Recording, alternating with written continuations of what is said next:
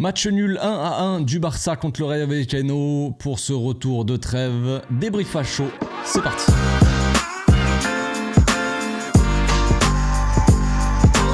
Au passage, n'hésite pas à nous rejoindre si c'est pas encore fait et à partager la chaîne autour de toi, ça fera plaisir à tonton. Match pas évident, c'était prévu, on le savait tous que le match n'allait pas être facile et voilà, ça a été le cas. Un match nul assez, je sais pas si on peut dire mérité en soi parce que voilà, il y a eu certaines choses, mais voilà, c'est comme ça. C'est comme ça que ça se passe quand tu n'attaques pas forcément, quand tu ne mets pas forcément le tranchant qu'il faut dans tes attaques. Tu te fais punir déjà en première mi-temps. Puis après, quand tu te réveilles un peu tard dans le match, bah c'est ça, quand tu cours après le score, après c'est plus compliqué, forcément. Il faut attaquer, vraiment attaquer, et mettre l'envie qu'il faut, l'agressivité, l'intensité qu'il faut pour aller chercher le résultat, la victoire en fait. Ça, il faut le mettre dès l'entame du match et pas attendre d'avoir encaissé. Donc, dans ce match-là, franchement, il y a énormément de choses à dire. Je sais pas si je vais arriver à tout dire comme ça parce que je me suis pas forcément noté des choses. Je le fais de tête, mais j'ai énormément de choses à dire. Et finalement, quand on voit le match nul, j'ai finalement pas mal de choses positives à dire. Alors, vous allez me dire comment c'est possible ? Eh bien, parce que je regardais le football, en fait. Je regardais le contenu et je me disais qu'il y a un petit peu d'espoir quand même pour ce Barça. Et l'espoir, le visage de cet espoir-là, c'est Frenkie de Jong. Donc je l'avais dit dans l'avant-match, j'avais dit pourquoi pas utiliser Romeu comme troisième central qui descend entre les deux centraux et qui nous fait une petite défense à 3, tu vois, chercher un petit équilibre comme ça avec un Frenkie dans l'entrejeu, tu vois, qui a des qualités techniques un peu plus que Romeu pour jouer dans l'entrejeu. Et j'avais dit aussi dans l'avant-match, j'avais dit c'est possible aussi qu'on voit Frenkie en troisième central avec Romeu au milieu, mais ça serait pas forcément le meilleur choix parce que Romeu, on connaît ses qualités techniques, c'est compliqué. Donc pour moi, il n'y avait pas vraiment de logique à faire ça. Et c'est ce qu'on a vu dans le match, on a vu un Frenkie troisième central, donc au final la logique n'était pas là pour moi. Alors certes, ça nous a donné beaucoup de qualité, beaucoup de sérénité dans les sorties de balles. Et ça, on va commencer par là, on va souligner par ça d'entrée dans le match, début du match, c'est ce qu'on voit. On voit un Barça qui est assez serein dans les sorties de balles, malgré un pressing, une intensité de la part du Rayo qui, on pouvait s'y attendre, était au rendez-vous. Et ben on a vu un Barça quand même sortir le ballon, tout ça. Attendez, avant de commenter et dire ouais, Xavi out, ou un truc dans le genre. Ouais, non. Je sais. Je prends les trucs petit à petit. Donc, si vous avez envie de commenter et d'argumenter et de débattre sur ces sujets-là, attendez que je finisse ma phrase. Généralement, c'est mieux comme ça. Donc, ce qu'on voyait, c'est un Barça, pas maîtrise totale, tu vois, mais un Barça qui avait plus de facilité à sortir des balles avec un Frenkie plus bas, donc qui a la qualité pour ça, qui arrivait à trouver les intervalles, qui arrivait à trouver les milieux, comme Pedri par exemple, qui a aussi la qualité la qualité technique pour pouvoir conserver, jouer en une touche, tu vois, garder la balle sans avoir peur et perdre la balle comme ça en une passe, comme peut le faire Romeu, ce qu'il a fait pas mal de fois dans la première mi-temps, peut-être même dans la deuxième, je m'en souviens plus. Bref, donc un Barça qui arrivait plus facilement à sortir les ballons avec un Christensen et un Nigo à côté qui faisaient parler aussi leur qualité de passe pour sortir les ballons, ça a aidé aussi. Un Cancelo qui venait se placer au milieu aussi, qui gênait un petit peu le Rayo, un Baldé vachement dans le couloir comme ça aussi, qui se rendait assez disponible. Donc on avait un Barça qui arrivait plus ou moins à construire, tu vois, mais une fois qu'on arrivait, et c'est là que je vous disais d'attendre, une fois qu'on arrive dans la partie, dans la moitié de terrain adverse, dans le dernier tiers, tu vois, qu'on essaie de développer une attaque vraiment, sortie de balle, ok.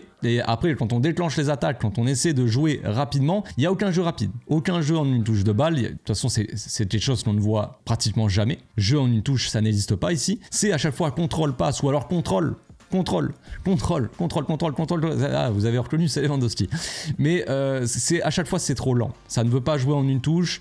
Et quand on joue en une touche, bah, on est un peu trop loin pour se trouver. C'est un peu plus compliqué. Donc, une fois qu'on arrive en attaque, en fait, aucun tranchant, aucune spontanéité. On dirait qu'on a un Barça qui ne sait pas quoi faire avec le ballon quand on arrive pour attaquer en fait l'adversaire. Donc, c'est compliqué. Dans ces cas-là, on a un Lewandowski qui commence à dézonner vraiment beaucoup parce qu'il touche pas beaucoup de ballons, parce que les milieux, les ailiers n'arrivent pas à trouver Lewandowski dans la surface, ou en tout cas proche de la surface. Donc on a un bloc aussi, on l'a vu en deuxième mi-temps et en première mi-temps, ça n'a rien à voir. En première mi-temps, on a vu un Barça avec des défenseurs pas forcément très très bas, mais tu vois, pas aussi haut. Deuxième mi-temps, direct, ça a démarré. On avait Christensen qui était quasiment devant la surface adverse. Donc on a vraiment une grosse différence entre la première et la deuxième mi-temps. Une équipe qui a joué beaucoup plus haut en deuxième, donc un Lewandowski qui dézonnait toujours, évidemment, c'est le classique, mais tu pouvais pas dézonner, parce que s'il dézonnait trop, il se retrouvait derrière Christensen, tu vois, c'était pas possible, il y avait pas non plus de trop de logique. Donc, une équipe qui joue plus haut, et forcément qui est un peu plus dangereux sur la surface adverse. Donc, première mi-temps, moi, c'est ce que j'ai dit sur Twitter. Après, on m'a sorti des trucs, l'arbitrage, c'est pas une excuse, tout ça. C'est pas question de trouver une excuse, en fait. C'est comme sur le penalty sur Rafinha, il y a penalty. Évidemment, je vais en parler aussi. C'est compliqué parce que, certes, le Barça n'a pas joué comme il fallait pour aller gagner ce match et se faciliter les choses, mais s'il y a un but hors jeu, il y a but hors jeu, tu vois, il y a hors jeu. S'il y a un penalty sur Rafinha, il y a un penalty sur Rafinha. Qu'on mérite de perdre 5-0, qu'on ne joue pas bien, que tout ce que tu veux que Roméo existe, peu importe, c'est pas le sujet. Le sujet est tel qu'il est. C'est-à-dire que si Rafinha arrive dans la surface et que l'autre il lui met un grand shoot dans le pied, il lui shoot dans la jambe, il y a faute. Clair, tout le monde l'a vu. Il y a penalty du coup. Est-ce qu'on mérite de gagner ce match? Je ne sais pas, mais peu importe, on s'en tape. On s'en tape les cacahuètes, frère, sur la table. S'il y a penalty, il y a penalty. Le but du Rayo, pour moi, il est hors jeu, dans le sens où le Barça, on s'est vu refuser un but, la même action. Notre but a été refusé contre Grenade. Parce qu'il y a eu un coup franc qui a été tiré. Un joueur à nous a fait action de jeu. Je sais plus qui c'est, mais il était hors jeu.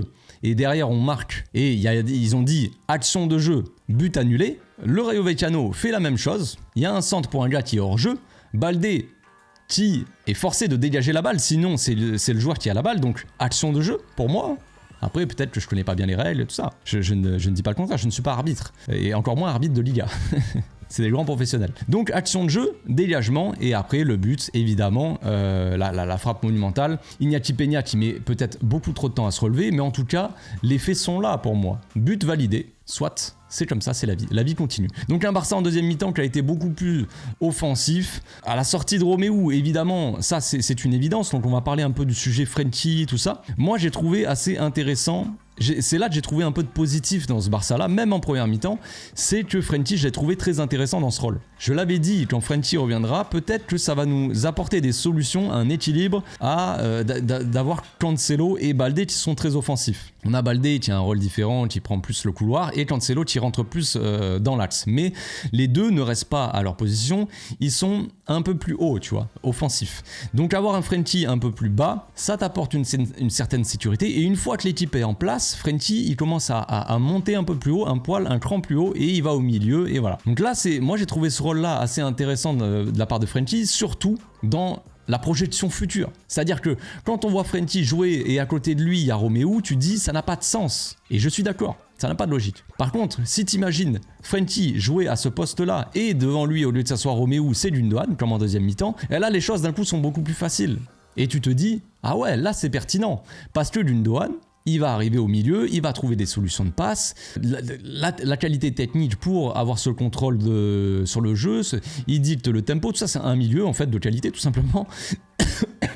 Oh, je m'étouffe. Un milieu qui a des qualités en fait, des qualités de milieu, donc qui arrive à recevoir le ballon dos au jeu, on va dire, qui arrive à contrôler, orienter le jeu, bref. Un milieu de terrain qui sait jouer au foot. Donc quand t'as Gundogan à la place de Roméo, si t'as Pedri au milieu et si t'as un Frenkie un peu plus bas, ça peut être assez pertinent, surtout pour résoudre les problèmes d'équilibre de cette équipe avec Baldé et Cancelo, j'ai dit, qui sont très offensifs. Le problème, c'est que sur ce match-là, avoir un Roméo comme ça dans l'entrejeu, ça nous a, je dirais pas que ça nous a foutu en l'air toute une première mi-temps, parce qu'il n'y a pas que ça, mais quand même ça fait beaucoup. Quand Roméo, rappelez-vous, remettez-vous le match en tête, quand en première mi-temps c'est Roméo qui a le ballon et qui reçoit, et c'est lui qui attaque l'espace, il commence à attaquer offensivement, à essayer de chercher des ballons, la plupart du temps il perd la balle parce qu'il est lent, parce qu'il n'est pas technique, tout ça.